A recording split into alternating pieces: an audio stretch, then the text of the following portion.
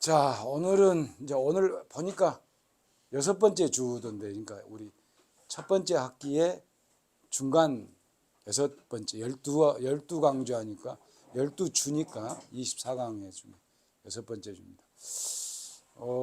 아쇼카의 역사적 평가라고 제목을 달아봤습니다. 잠깐 지난주에 했던 것을 잠깐 복기를 하면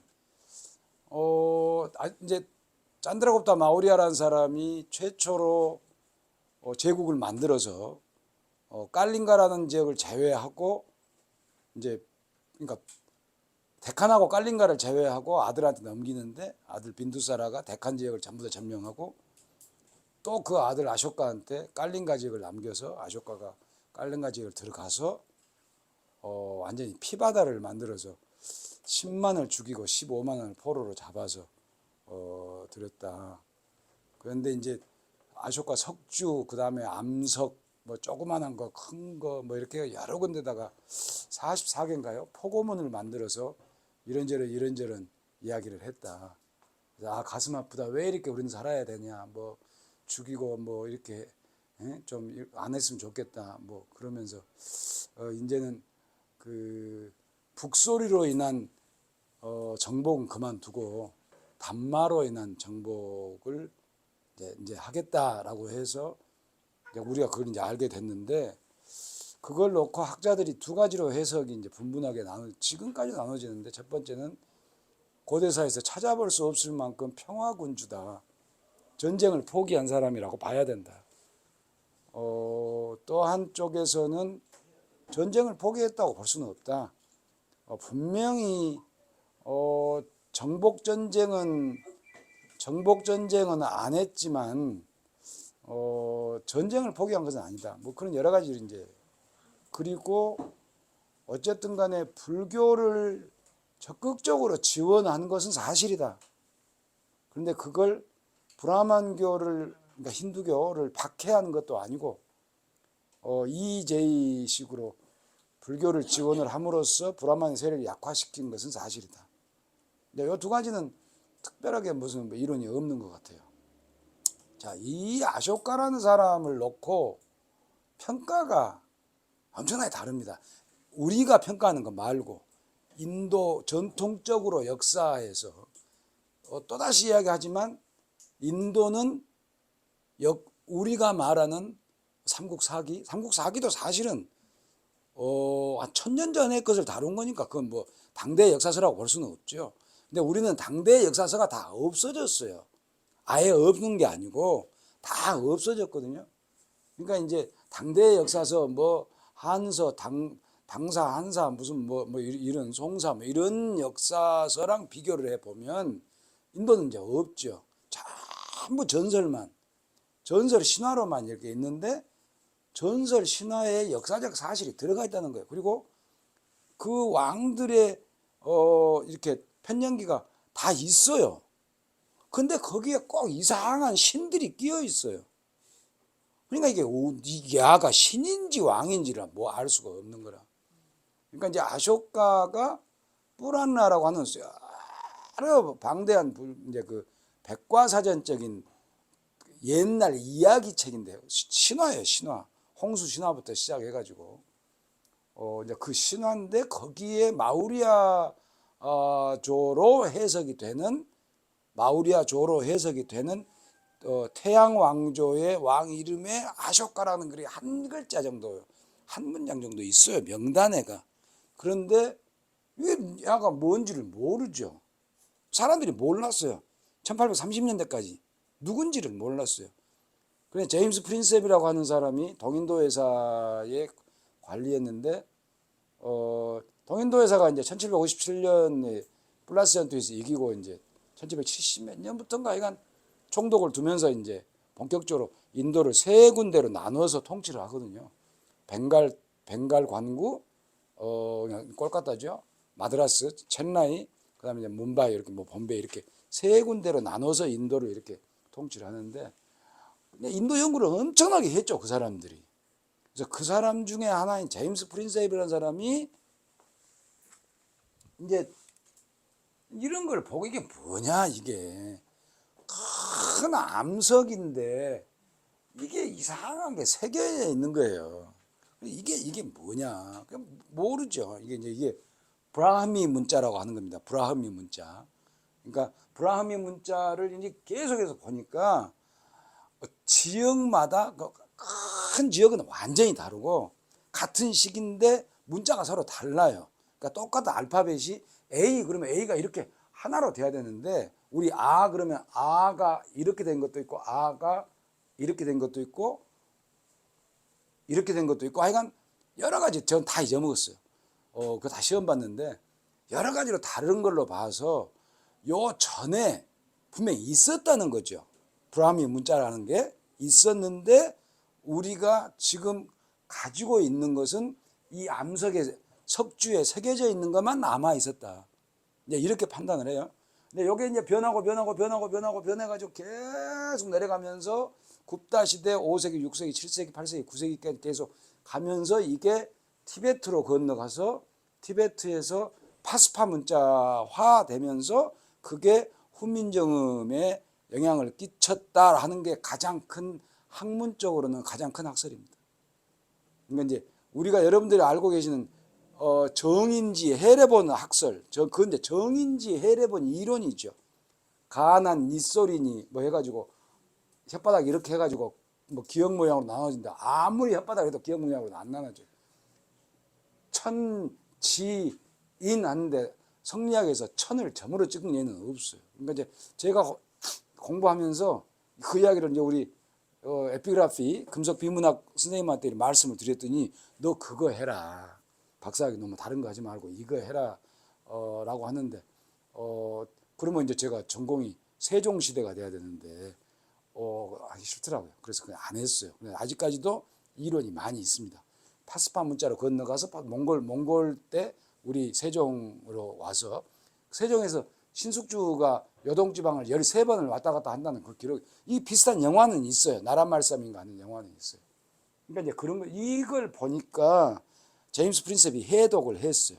그래서 전부 이제 해석을 해보면 방금 그게 록 에딕트 넘버 13입니다. 한번 보세요. Beloved of the gods. 저건 이제 자기 전호예요. 자기 왕호의 이름입니다. 삐아다스라고 하는 King 삐아다스 conquered the Kalinga 8 years after his coronation. 그러니까 대관하고 8년 만에 깔링가를 이제 점령을 했다는 거예요. 150,000 were deported. 100,000 were killed and many more died. 10만 명이 죽고 15만 명이 포로로 잡혔다. After the Kalingas had been conquered, beloved of the gods, 자기죠. Came to feel a strong inclination towards Dhamma. 담마로 마음이 기울었다. 이제 후회스러워서 a love for the Dhamma and for instruction in Dhamma.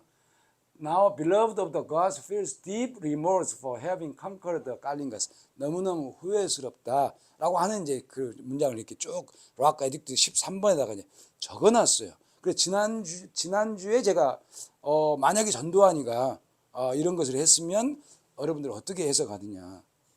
너무나 가슴이 아프다. 민주화 정의가 강물처럼 흐르는 세상이 되어야 하는데 뭐 이제 이런 식으로 해석을 할 수가 있다는 거죠. 네 번째 메이저 록 에딕트를 보면 in the past, killing and injuring living beings, lack of respect towards relatives, Brahmins and Shramanas had increased. 그러니까 보면 브라만도 존경을 해야 되고 슈라만도 존경을 해야 되고 이제 처음으로 인도에서 왜 브라만만 돈을 주냐. 슈라만이라는 것은 사문을 말하는 거거든요. 그러니까 불교도 그렇고 자인화교도 그렇고 그러면서 왕은 아버지고 백성은 자식이라는 말도 처음 나오고 중국에서 이제 아마 이게 영향을 받았지 않냐라고 하는 이론도 있는데 잘 모르겠어요. 그러니까 왕은 아버지고 이제 백성은 자식이니까 서로 사랑하고 이렇게 해야 된다. 그러면서 이제 여기 나오죠. The sound of drum has become the sound of 담마.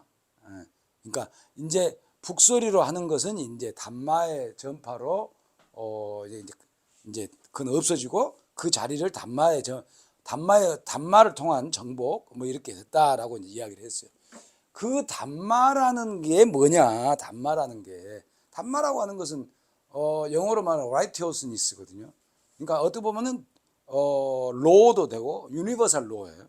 우리 실정법 law가 아니고 어떻게 보면 duty도 되고 도덕도 되고 우리가 가야 할 도리도 되고. 근데 불교에도 담마가 있고 힌두교에도 담마가 있고 자이나교에도 담마가 있어요. 근데 이 많은 아쇼카 비문의 44개를 다 훑어봐도 불교 니르바나라든가 이런 말은 단 한 문장도 안 나와요. 그러니까 부모를 공경하고 자식을 사랑하고 브라만만 돈 주지 말고 슈라만도 줘야 되고 모든 뭐 짐승들도 전부 사랑해야 되고 죽이지 말고 살생하지 말고 제사 지내지 말고 주로 이런 내용 이게 담마다. 이 세상 우주가 모두가 다 함께 지내는 거 뭐 여기 나오잖아요. 담마 abstention from 그러니까 하지 마라. Killing and non-injury to living beings 살아있는 걸 죽이지 마라. Deference to relatives, Brahmans and Shramans, obedience to mother and father, and obedience to elders have all increased as never before for many centuries. 지금까지 한 번도 해본 적이 없는데 이제 부모를 공경하고 친척지간에 다 평화롭게 살고 모든 동물도 다 이렇게 해서 뭐 그렇게 살아라 이제 그렇게 살게 됐다라고 하는 이제 그런 이야기냐. 이런 그 기록을 보면 이 담마를 전파하는데 안티옥까지 전파를 한다는 기록이 나옵니다. 그러니까 서아시아를 건너서 그리스까지 전파를 한다. 근데 이제 진짜로 갔는지는 모르죠. 근데 스리랑카로 갔고 이제 저기 또 스리랑카로 갔다는 이야기는 여기서는 또 안 나와요. 스리랑카의 전설 신화 집에 나와요. 미얀마도 마찬가지고요. 그러니까 이제 어디서 어디까지가 전설이고 어디서 어디까지 신화고 어디서 어디까지 사실인지 취해야 되는지는 정말로 인도사에서는 어렵습니다. 그러니까 인도사는 사실은 과학적인 사실 증명으로서는 상당한 한계가 있어요. 그래서 인도사는 전부 해석이에요. 해석. 컨텍스추얼 해석이에요.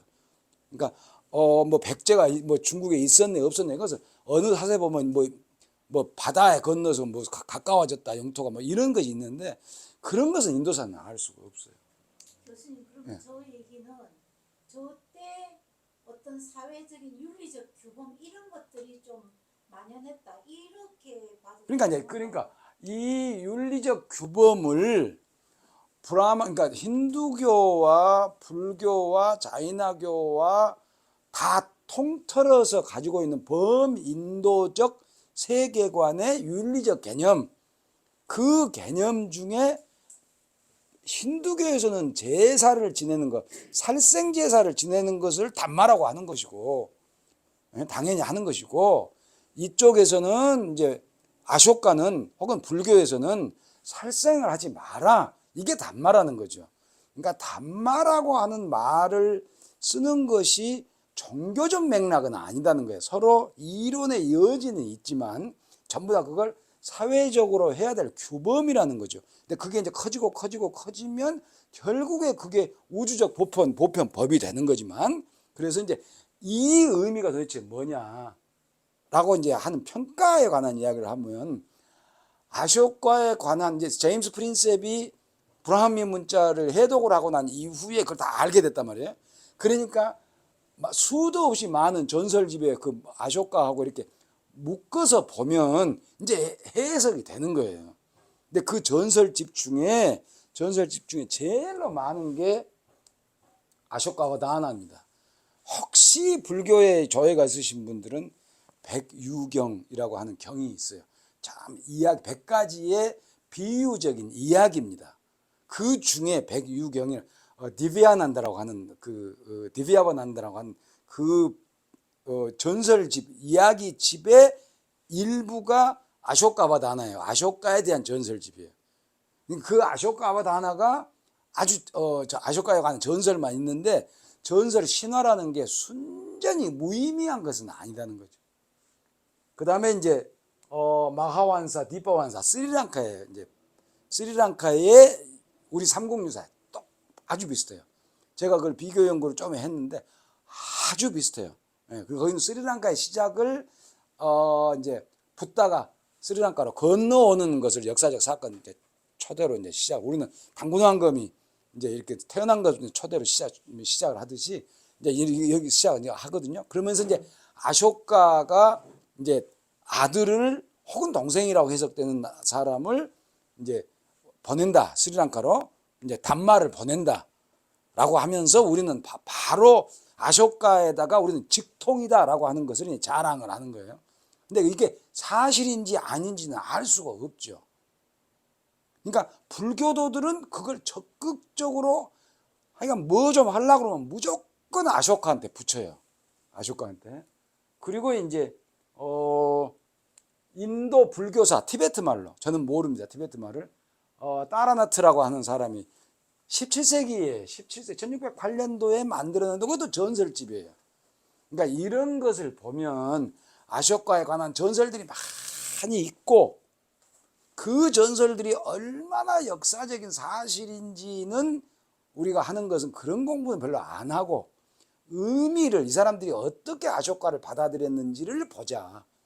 근데 우리는 인도 고대사를 아무도 잘 모르지만 아쇼카는 알아요. 제가 말씀드리기 전에도 아쇼카는 압니다. 왜? 이미 우리도 모르는 사이에 삼국유사에 나와요. 삼국유사에 아쇼카가 나오거든요. 그러니까 우리도 스리랑카에 있는 사사와 똑같이 가오를 잡으려고 우리가 누군가가 가오를 잡으려고 하는데 아쇼카하고 붙인다는 거예요.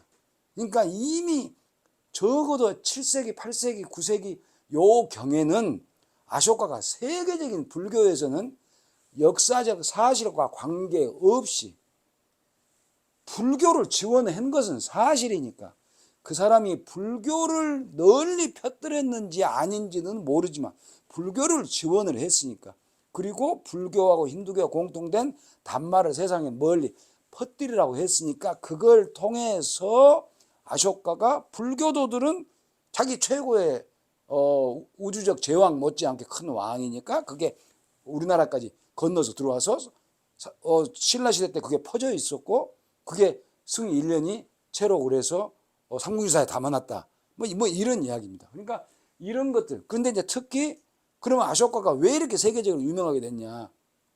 영국 식민주의자들이 아쇼카에 대해서 아까 그 제임스 프린셋부터 해서 엄청나게 연구를 많이 했어요. 아쇼카에 대한 연구를. 왜 했을까요? 아쇼카를. 그러니까 전체 인도를 하나로 통일 제국이에요. 그러니까 통일 제국, 통일을 해야 니들이 사람답게 산다는 거죠. 인도가 정말로 문명국가로서 힘을 발휘할 때가 아쇼카다. 그건 유일하게 인도가 통일을 했던 나라다. 이런 걸 보여주죠.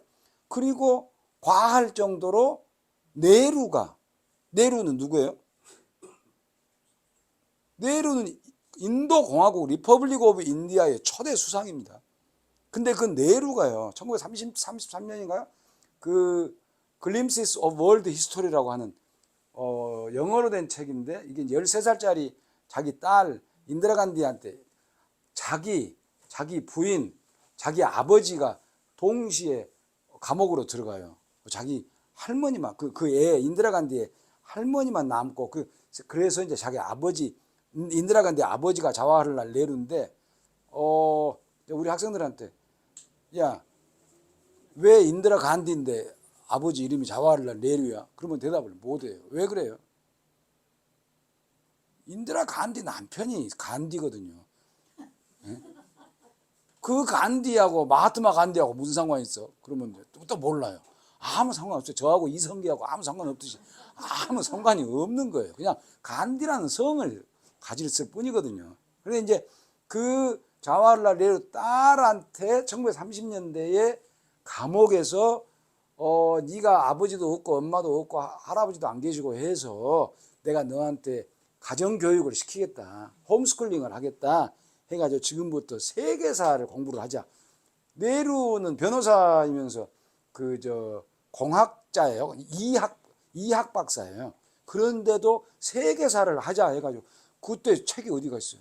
세계사 책이. 그래서 이제 세계사 책을 쓰는 게 한 영어로 한 700페이지 된 책을 우리나라로는 한 500페이지 세 권이 번역이 돼서 나왔거든요. 응. 세계사 별력이라고. 네, 이제 그런 책이 있어요. 예, 네로가 딸한테 보낸 이제 편지를 모으는 건데 다 그렇게 썼어요. 그 책에 의하면 혹은 디스커버리 오브 인디아라고 인도의 발견이라고 하는 책에 네로가 쓴 책에 의하면 네로는 엄청나게 이 아쇼카를 높게 평가합니다. 그것도 마찬가지로 통일 제국을 만들었기 때문에 그렇게 해석을 하거든요. 그러면 이 사람들이 높게 평가했던 것과 관계없이 실제로 어땠느냐 아쇼카에 대한 평가는 뭐 두말 할 것도 없이 인도의 중앙 집중 권력의 실질적인 제국이죠. 굳이 따지면 최악으로 나쁘게 짜게 잡으면 한 번, 적어도 한 번은 완전한 제국이다. 그러니까 제국이란 게 뭐예요? 중심부하고 주변부하고 나눠서 주변부에 있는 모든 것이 중심부에서 가져온다는 거거든요. 그리고 문화적으로 이데올로기적으로 하나로 만들려고 애를 쓴다는 거거든요. 그냥 뜯어먹기만 한 게 아니고 어쨌든 하나의 시스템을 만들어내려고 중앙에서 계속해서 파견을 하고 교육을 시키고 하는 거니까 이 단말하는 걸로 인해서 이데올로기로서 하나가 됐다는 거예요. 그래서 정치적으로 통일되고 사회 문화적으로 통합되고 이데올로기 그리고 중요한 게 아까 변방에서 가지고 온 조세가 전부 다 중앙으로 가지고 들어왔다는 거거든요. 그러면 이제 엄청난 행정 시스템이 있어. 이게 전형적인 제국이죠. 그러면 이 사람들의 아쇼카의 이 형태를 다른 나라 사람들하고 비교한 경우가 많아요. 그 중에 이제 대표적인 게 진시황하고 비교를 많이 합니다. 진시황하고. 그게 사람들은 처음에 모르는 사람들은 아쇼카의 단마 정책을 겉으로만 보니까 공자, 맹자의 그 육아의 덕정치, 덕 이렇게 해석을 하는 사람들 그건 택도 없는 이야기죠. 그건 현실 정치도 아니고 중국에서 덕에 의한 정치가 있어 본 적도 없고 그럼 좀 따라서 간 적은 있지만 그러니까 그건 외형적으로 그러니까 표면화 시킨 거지 내면은 실제로는 이건 중앙 집권 중앙에서 철저하게 제국을 만들어서 조세 걷고 하는 그런 거거든요. 이데올로기를 하나를 유지하려고 하는 것이지 뭐 덕에 의한 정치를 하는 것은 아니다 말이에요. 그러니까 진시황하고 제일 많이 비교를 하죠. 그러니까 크게 세 가지 차원에서 이야기합니다. 규범, 그 다음에 정치를 하는 수단, 그 다음에 정치의 주도권을 누가 갖느냐는 거예요. 그러니까 이제 규범이라고 하는 것은 이제 진시황은 법이죠. 법가니까 법이죠. 아쇼카도 사실은 법이에요. 그러니까 지난주에 제가 말씀드렸던 그 아르트샤스트라라고 하는 건 전형적인 법책이거든요. 법. 국가에 대한 법, 정치경제학, 요새 말로 하면 정치경제학 책이에요. 그러니까 이건 법이에요. 지금 우리가 말하는 좁은 의미의 법이 아니고 넓은 의미의 법, 규범이죠. 그래서 이제 그 규범을 강제를 하는데 수단을, 그걸 어떻게, 기술로서, 술수로, 전술로서 하느냐. 그것에서 이제 진시황은 직접적이고 강압적이죠. 뺏어버리고 죽여버리고 땅 파서 묻어버리고 그런데 아쇼카는 그렇지 않다는 거예요. 땅 파서 묻어버리고 뺏어버리고 죽여버리고 이렇게 하는 것보다 쟤들은 가만히 놔두고 얘들을 키운다는 거죠. 그래서 이 제2를 한다는 거예요. 그럼 교수님 왜 중국은 그렇게 했고 인도는 이렇게 했습니까? 거기까지는 역사학의 분야는 아니라고 우리는 평가합니다. 왜 그렇게 했을까? 그런데 그냥 일반적으로 이야기할 때는 중국은 하나로 통합하는 체계가 가능해요. 적어도 화북지방, 화중지방, 양자강 이남, 양자강 이북으로 만주 오기 전까지 신장 위구르 빼놓고는 그게 그렇게 크게 어려운 것이 아니에요. 그런데 인도는 당장에 데칸고원부터 넘어가기가 힘들어요. 그리고 이쪽에 사막이 있고 그래서 그 인도 겐지특 평야라고 하는 야무나강과 겐지스강 그 사이가 이제 도압이라고 하는 두 강이 이렇게 히말라야에서 이렇게 이제 흘러 나오는데 요게 이제 요게 실제는 북부인도거든요. 북부인도 요것을 하는 통일이 많이 됐죠. 그러니까 이거밖에 못 한다는 거예요. 실질적으로 나머지까지는 하기가 힘들어요. 그래서 인도는 강압적으로 누르는 것보다는 저 사람의 힘을 빼고 다른 사람을 키워준다거나 저 사람들하고 나하고 어떤 관계를, 그러니까 굳이 따지면 중국이 우리 조선 한국과의 조공 관계를 유지함으로써 어떤 패권을 잡는 그런 정도라고 볼 수밖에 없다. 인도는 지리적으로 힘들어서. 그러나 주도권은, 정치의 주도권은 다 가지고 있다. 그냥 이런 이야기거든요.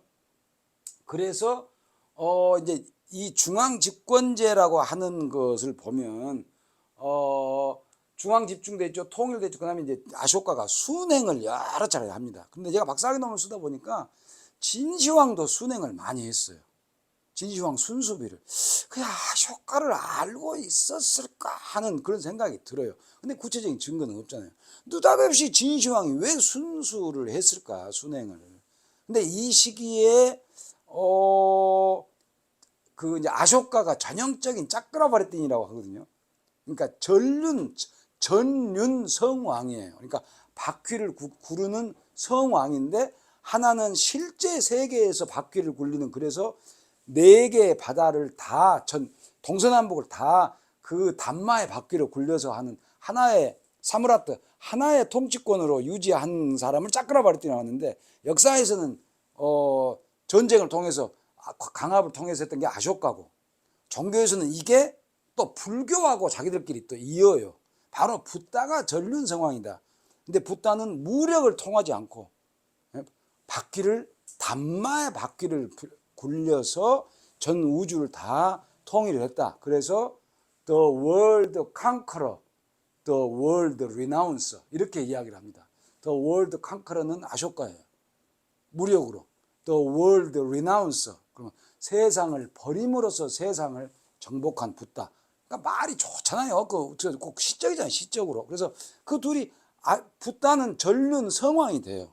그 전륜 성왕이 된 사람이 불교를 통해서 진흥왕한테 왔다는 것은, 그건 뭐 두말 할 거 말 것도, 경전에가 이미 있어요. 전륜 성왕 전이라는 것도 있고 다 있거든요. 그러니까 그건 다 알려져 있어요. 그러니까 통일을 꿈꾸는 진흥왕이 아쇼카를 따라했을 가능성은 얼마든지 크다는 거죠.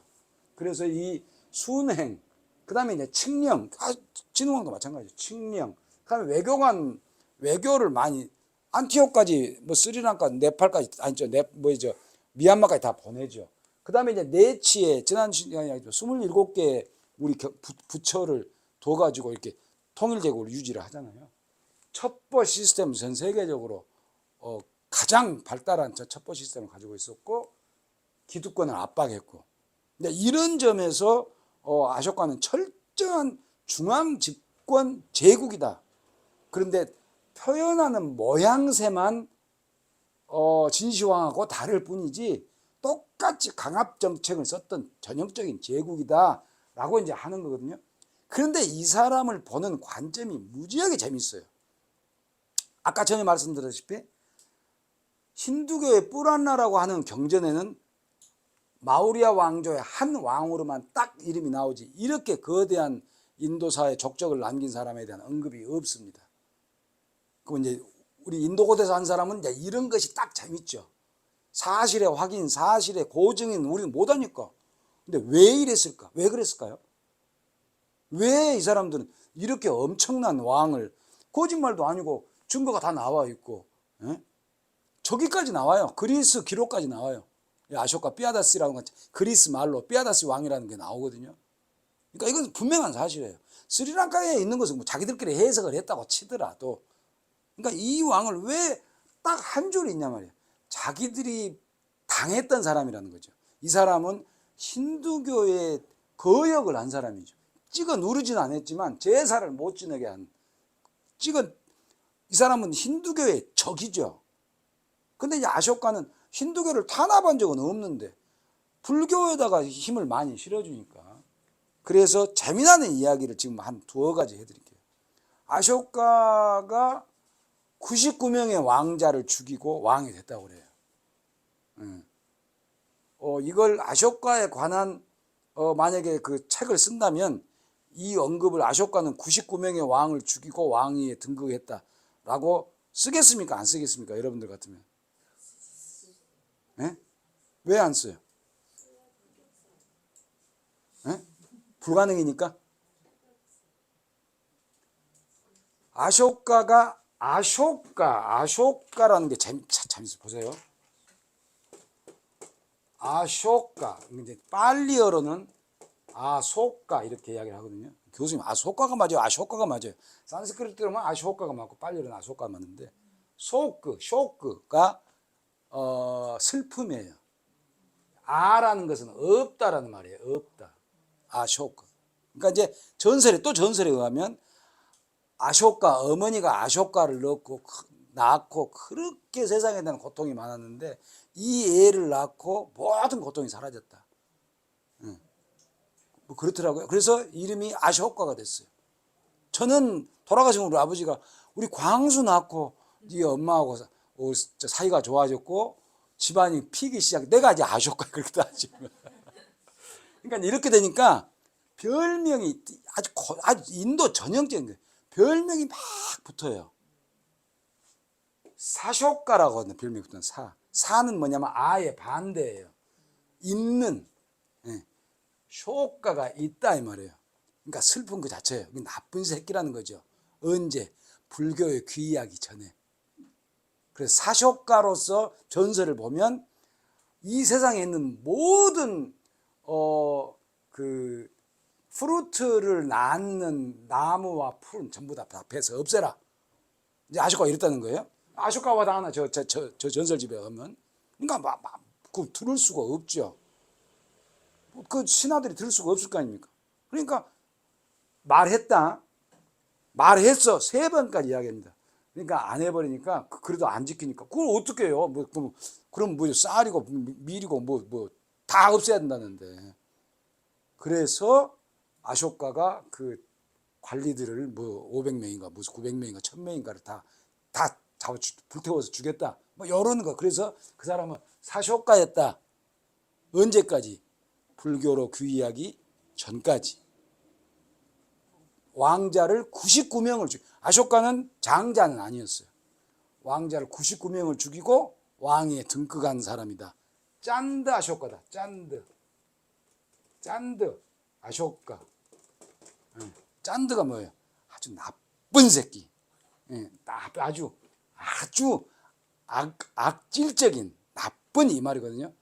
그러니까 아쇼카는 그 전설에 의하면 이 피부가 물고기 비늘 같았대요. 그러니까 여자들이 싫어하는 거예요.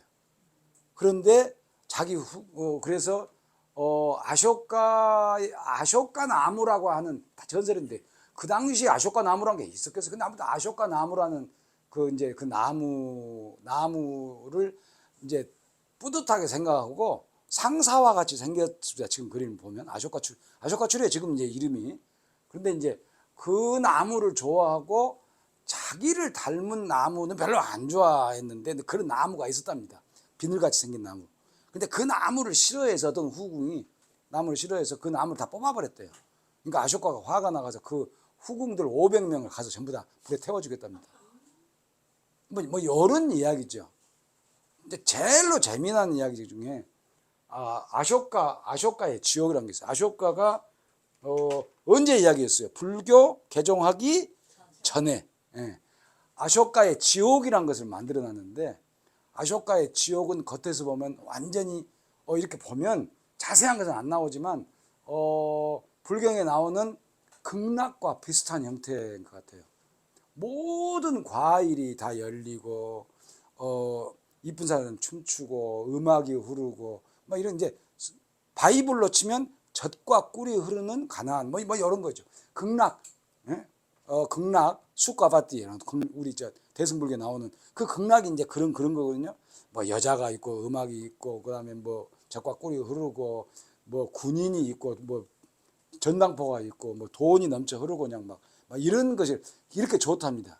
겉으로만. 근데 안으로 들어가면 누구든 그 안으로 들어가서 살아서 남은 사람은 없어요. 그런데 아쇼카가 이 지옥을 이제 고문을 하는 거죠. 토처거든요. 고문을 하는 방인데 이걸 만들면서 누가 이걸 집행을 할 것인가를 고민하고 있었어요. 그래서 전국에 방을 붙였어요. 그러니까 어떤 놈이 나왔어요. 근데 어떻게 왔냐? 그러니까 할 수 있냐? 할 수 있습니다. 부모가 반대했는데 부모 좀 죽이고 오는 겁니다. 너 쓸만하다. 너 쓸만하다. 그래서 부모를 죽이고 왔다고 하는 기리카라고 하는 그 친구를 고문관으로 했어요. 그래가지고 계속 사람 와서 죽여요. 고문을 하는 거예요. 그러니까 제국을 유지를 하려고 그러니까. 고문을 와서 죽이는 거죠. 그러니까 이런 전설을 통해서 아쇼카는 엄청난 중앙집권 정책을 단말을 어긴 놈은 제사한 놈은 잡아다가 죽이고 이런 것을 했다라고 해석할 수도 있다는 거예요. 그렇게 했는데 그러니까 팩트는 모르지만 해석은 가능하다고 우리는 그렇게 보는데 그런데 어떤 이제 사달이 나가지고 이제 자기도 그 안으로 들어갔을 거 아닙니까? 예? 자기가 또 안으로 들어가고 기리카도 들어갔고 근데 기리카는 매일 출근을 해야 되니까 들어갔다가 나올 수가 없다고 했는데 예? 근데 기리카가 먼저 들어갔겠죠. 아쇼카 나 뒤에 따라가지 아쇼카 먼저 들어가지 않을 거 아니에요. 그러니까 기리카 먼저 들어갔는데 이 기리카를 없애야 돼요. 왜? 언제니까? 언제? 불교를 개종으로 했으니까. 그러니까 불교로 개종을 했으니까 이걸 이제 없애야 되잖아요. 이 아쇼카의 지옥을 고문실을 없애야 되는데 이걸 없애고 얘도 살려줄 수는 없잖아. 그러니까 야 들어가서 살아서 나올 수는 없게 너하고 나하고 계약 안 했나? 그렇게 계약했는데 너 죽어 해가지고 죽이고 가가 죽어버렸으니까 자기는 죽을 수가 없잖아요. 근데 이런 그 전설들이 있어요. 그러니까 이제 그런 전설들을 통해서 아쇼카는 엄청나게 불교 개종하기 전에는 나쁜 사람이었는데, 예? 그리고 이제 깜 아쇼카로 또 그러니까 이제 붙일 거 다 붙여요. 까마 수트를 할 때 지난번에 했잖아요. 까마 아쇼카거든요. 그러니까 이제 여자한테 환장해가지고 그 후궁들이 500명 해가지고 뭘 또 해서 뭐 말을 안 들어서 500명 다 불태워 주겠다고 불태워 주겠다는 게 그렇게 많아요. 예, 그래서 다 죽였다는 거예요. 그러니까 아쇼카는 아주 나쁜 놈이다. 언제까지? 개종하기 전까지.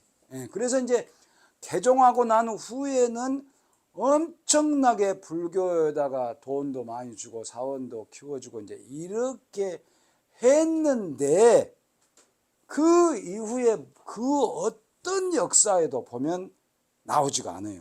그런데 재미난 거 한번 봅시다. 전두환은 했고요. 여기 이제 아쇼카의 해를 이제 그림으로 그림으로 그린 거예요. 지옥에 관한 것은 인도가 가장 많이 개념이 발달해 있어요. 주로 이렇게 끓는 물에 튀기는 겁니다. 그 다음에 이제 새꼬쟁이 여기 넣고 여기 빼가지고 하고. 주로 그런, 다 있어요. 그리고 그걸 번역하려면요. 108개 지옥이 있거든요. 전부 다 불교에서 나온 거예요. 요게 이제 그 베나라고 하는 사람인데요.